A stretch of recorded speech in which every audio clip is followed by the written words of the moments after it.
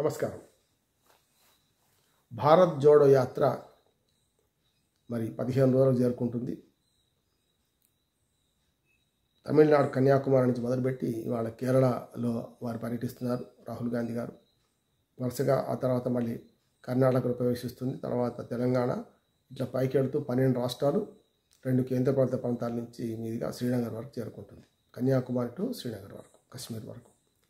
ఇట్లా చూసుకుంటే ఈ యాత్ర ఏ హోదాలో చేస్తున్న రాహుల్ గాంధీ అనేది ఒక ప్రశ్న వచ్చినప్పుడు నేను కూడా కార్యకర్తను, కాంగ్రెస్ కార్యకర్తగా చేస్తున్నాను యాత్ర అని ఆయన చెప్తున్నారు.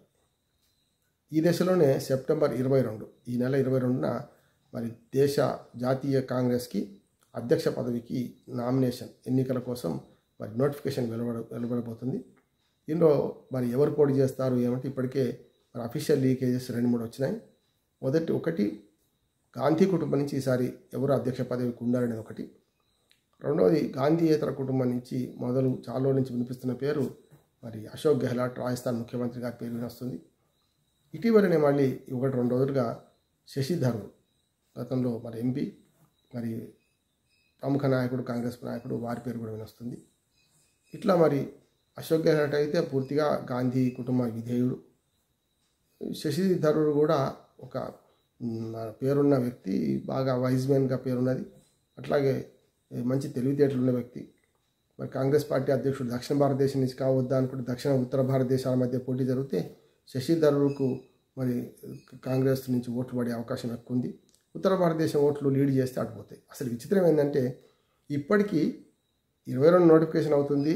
గతంలో G23 ఏదైతే సీనియర్ లీడర్లు రాహుల్ గాంధీని వ్యతిరేకిస్తూ, సోనియా గాంధీని కొంచెం సమర్థిస్తూనే రాహుల్ గాంధీ చర్యలను వ్యతిరేకిస్తూ 23 మంది లేఖలు రాశారు. దాని మీద వాళ్ళని పక్కన పెట్టడం జరిగింది. మళ్ళీ వాడుతున్న బుజ్జగింపులు ఇవన్నీ అయిన తర్వాత మరి మనకు గులాం నబీ ఆజాద్ లాంటి వాళ్ళు బయటకు పోవడం, ఆనంద్ శర్మ లాంటి వాళ్ళు ప్రముఖులు బయటకు పోవడం, ఇవన్నీ పార్టీ నుంచి విడిపోయారు. ఇవన్నీ జరుగుతున్నాయి పరిణామాలు. అంటే కాంగ్రెస్ చుక్కాని లేని నావగా మిగిలిపోతుంది. ఈ దేశంలో రాహుల్ గాంధీ కేవలం 2 ఏళ్లే ఉండి 2019 పార్లమెంట్ ఎన్నికలు ఓడిపోగానే మరి అస్త్ర సన్యాసం చేసి మళ్ళీ తల్లికే తాత్కాలిక అధ్యక్షత బాధ్యత లభించిన పరిస్థితుల్లో మళ్ళీ ఇటీవలనే మరి అప్పుడప్పుడు మాయమైపోతాడు, అప్పుడప్పుడు విదేశాలకు వెళ్తాడు, ఎందుకు పోతారో తెలియదు, ఎక్కడికి పోతారో తెలియదు. అట్లా ఉన్న రాహుల్ గాంధీ మరి దాదాపు సంవత్సరం అంటే 6 నెలల పాటు ఈ యాత్రను కొనసాగించడానికి ప్రయత్నం చేస్తున్నాడు.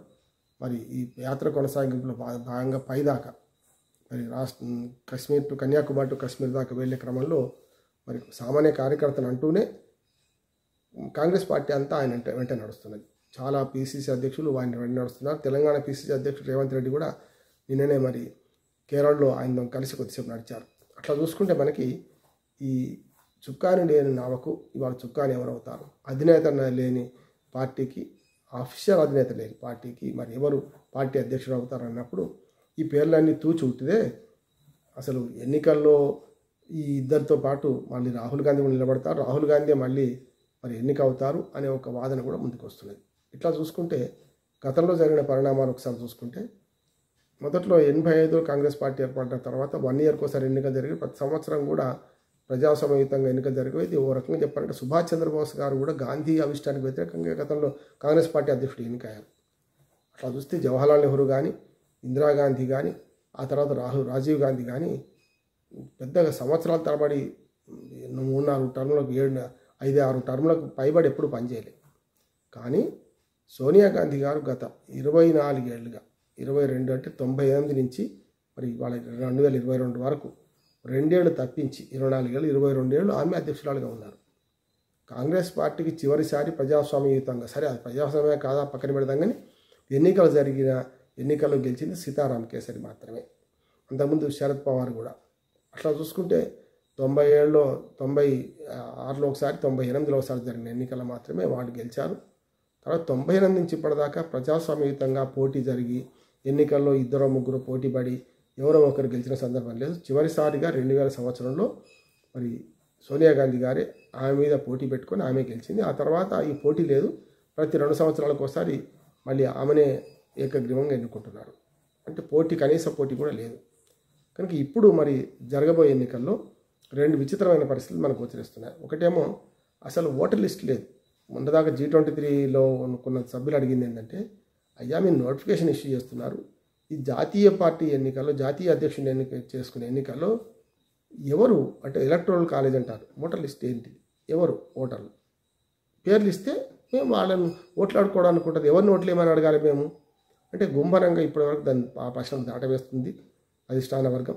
మరి దాటవేస్తుంది వాళ్ళు గాంధీయేతర కుటుంబం నుంచి ఎన్నుకుందామని ఒక ప్రతిపాదన పెడుతూనే రేపు పొద్దున మళ్ళీ రాహుల్ గాంధీ కూడా అసలైన టైంకి వచ్చి మరి నేను కూడా పోటీపడి మరి ఆ ముగ్గుట్లో నలుగుట్లో ఎట్లా రాహుల్ గాంధీ నిలబడితే రాహుల్ గాంధీకి ఓట్లు పడతాయి అంటే ఓడిపోయే పదవికి వీళ్ళతో పోటీ చేయడించడం, జై జయ నాయక హై హై నాయక అనిపించడం, దాని ద్వారా మరి ఈ ఎన్నికను ప్రజాస్వామ్యయుతంగా జరిపినాం అనే పద్ధతి ప్రకారం జరుపుతున్న ఒకటి ఉన్నది. ఇవన్నీ పక్కన పెట్టి తురుపు మొక్క మరి ప్రియాంక గాంధీని ఇప్పటిదాకా ఉత్తరప్రదేశ్ రాష్ట్రంలో వినియోగించడం జరిగింది. ఇటీవలనే తెలంగాణ రాష్ట్రంలో కూడా నాయకుల మధ్య విభేదాలను పరిష్కరించే దిశలో 1-2 సార్లు మరి ఆమె సమావేశపరిచింది. ఆమెకు కూడా వినరా తెలియదు. రాహుల్ గాంధీకి వినే పరిస్థితి లేదు. సోనియా గాంధీ ఆరోగ్యం క్షీణిస్తుంది కనుక ఆమె పూర్తిగా పార్టీ మీద మంచి పట్టున్న నాయకురాలు. అయినా సరే ఆమె హయాంలో 2 సార్లు పార్లమెంట్లో మరి పార్టీని గెలిపించగలిగింది. మనకు ఆమె ఏది మన చైర్మన్గా ఆ కూటమికి చైర్మన్గా మరి ఏమంటారు దాని అంటే మనకు కాంగ్రెస్ ఇతర మిత్రపక్షాల కూటమిలో గెలిపించగలిగింది. 2004, 2019లో కూడా 14లో ఓడిపోయింది. 19లో జరిగిన ఎన్నికల్లో రాహుల్ గాంధీ ప్రెసిడెంట్గా ఉన్నారు, అప్పుడు ఓడిపోయింది. ఏదేమైనా సరే ఆమె 20 ఏళ్ల ప్రస్థానంలో మరి 99 నుంచి 99లో ఓడిపోయినా 2004, 2009లో గెలిపించి 10 ఏళ్ళు మన్మోహన్ సింగ్ గారి ప్రభుత్వం నడిపింది. ఆ రకంగా చూసుకుంటే నేషనల్ ఫ్రంట్ చైర్మన్గా ఆ రకంగా చూసుకుంటే మనకు ఇవాళ ఏదైతే జరుగుతున్న పరిణామాల్లో ఓటర్ లిస్టు లేని ఎన్నిక, గాంధీయేతర కుటుంబం నుంచి గాంధీ కుటుంబేతర వ్యక్తిని ప్రెసిడెంట్ చేద్దామనే ఎత్తుగడలో భాగంగా మరి ఎత్తుగడలలో మరి చివరికి గాంధీ కుటుంబం గెలుస్తుందా, లేదు గతంలో మరి తాను ప్రధానమంత్రి అయ్యే అవకాశాన్ని కూడా విడిచిపెట్టుకొని విదేశీ వనితగా పేరు తెచ్చుకున్న ఆమె ఎట్లా మరి దేశీయ వ్యక్తిని మన్మోహన్ సింగ్ ప్రధానమంత్రిగా ఎట్లా చేసిందో అదే రకంగా తన అనునాయుణ్ణి ఈ పదవిలో కూర్చుండబెడతారా అనేది $1 మిలియన్ ప్రశ్న. ఏదేమైనా ఎలక్టోరల్ కాలేజీ ఓటర్ లిస్ట్ లేని ఎన్నిక మరి చెల్లనేరదని రేపు ఎలక్షన్ కమిషన్ కూడా నిర్ణయం తీసుకుంటుందా, దానికి కూడా సమర్పించాల్సి ఉంటుంది కనుక మరి భవిష్యత్ పరిణామం ఎట్లా ఉంటుంది అనేది కాలానికి తెలుస్తుంది. నమస్కారం.